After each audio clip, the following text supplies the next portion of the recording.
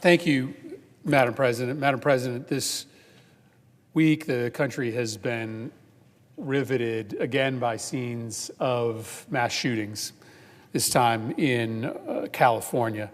I spoke on the phone to my seatmate, Senator Padilla, just a few days ago, and it's a conversation that I have had with the presiding officer. It's a conversation that I have had with senators from Colorado and Virginia.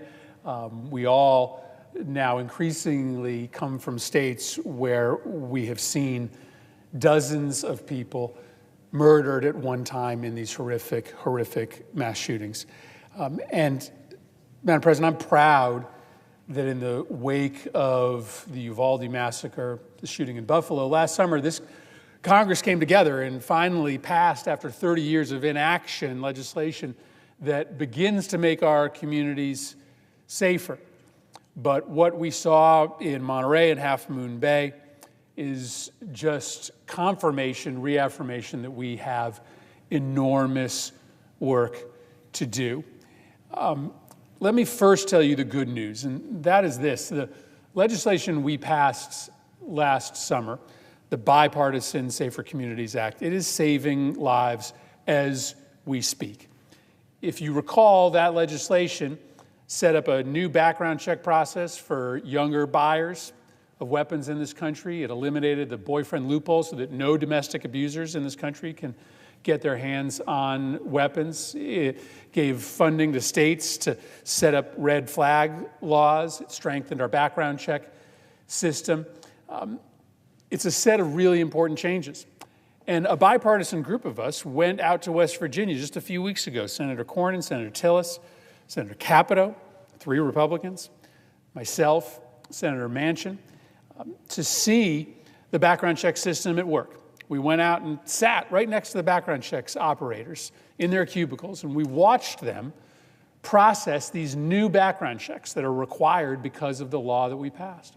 And we got briefings from the FBI in which they laid out for us the details of incredibly dangerous individuals that were in crisis, many of them under 21, who would have gotten a weapon in their moment of crisis had it not been for the legislation that we passed. I also saw how diligent these background checks operators were, how serious they were about their job, how proud they were of their job, because they knew that in their hands they held the safety of the American public, that every time that they clicked that button, there was an individual walking out of the store with a gun. And they wanted to make sure of 2 things. First, they were protecting the American public.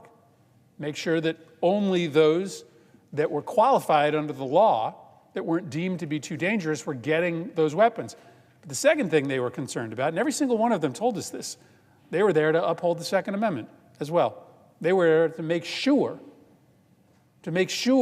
of the guarantee that if you're a law-abiding citizen, you can get a legal weapon.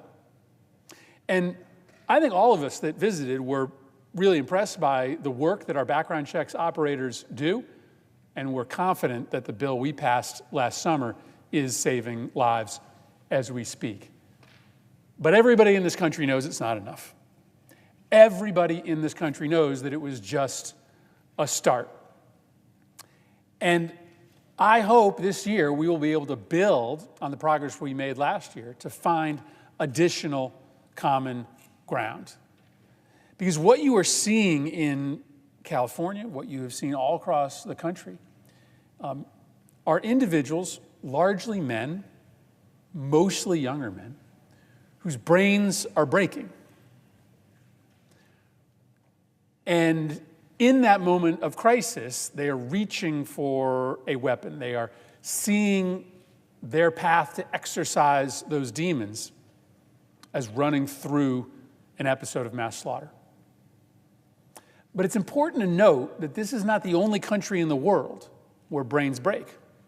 This is not the only country in the world where people have paranoias. This is not the only country in the world with severe mental illness. And so the story of American mass murder is not a story of mental illness. It's not a story of paranoia. It's not a story of grudge or grievance, because every other country has that. But only in the United States does that grudge, grievance, paranoia, and mental illness lead to mass assassination. And that's because in this country, we are flooded with weapons. And not just any weapons, but weapons of mass destruction. These killers, they use the same set of weapons, semi-automatic weapons, with attachable clips that can fire 30, 100 bullets out of one cartridge.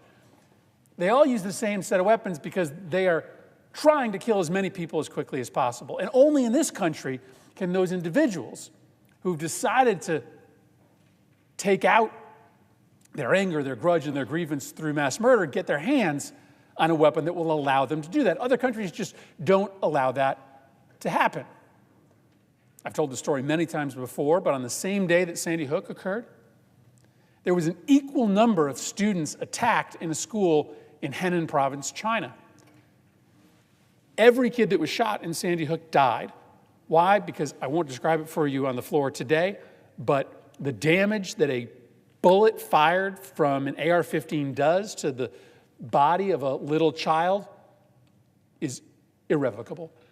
It literally tears you apart. The bullet is going so fast through your body. So none of those kids survived. But in Henan province, China, every child that was attacked survived. Why? Because in Henan province, the attacker, who was just as unhinged, likely, as the attacker in Sandy Hook, had a knife, not a gun.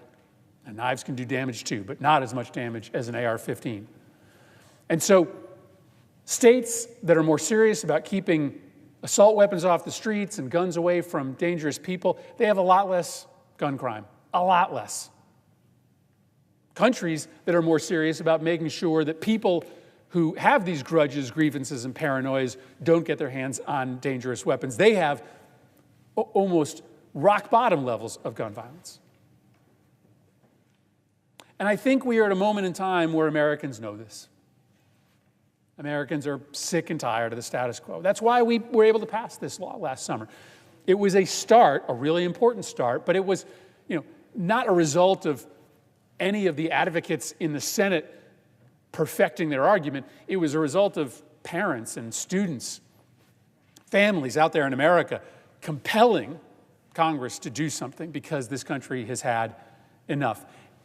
And this country has not just had enough of the mass shootings, but of the 100+ people who die every day from gunshot wounds, suicides, accidental shootings, homicides, all of which can be prevented through limiting the access to dangerous people or people who are going through crisis to weaponry, and particularly weaponry of mass destruction. So I think that message from the American public that we heard last summer, it's not going away. The good news is we found common ground. And right now in the United States Congress, you have no choice, if you want to get something done, but to find common ground. We found it. And I don't think that anybody who voted for it paid any substantial political price. I think there was only political upside to supporting a compromise that was wildly popular. If you remember, Senator McConnell showed a PowerPoint presentation to the Republican caucus in May of last year and showed his Republican colleagues how popular all the things that we voted on last summer were: red flag laws, stopping domestic abusers from getting guns. No political downside in continuing to make progress when it comes to making our communities safer. And as we live amidst another moment in American history where the country is recognizing the unique problem of mass shootings, as we think about 20 some odd days gone in the year with 40 mass shootings already, when we think about the fear that our kids live in when they go to school, wondering whether they'll be next, and now the fear that workplaces have and churchgoers have of whether they'll be next, it's more reason for us to make 2023 a year in which we don't follow the pre-2022 precedent of doing nothing, but we follow the 2022 precedent of finding the common ground between Republican Democrats to make this country safer. I yield the floor.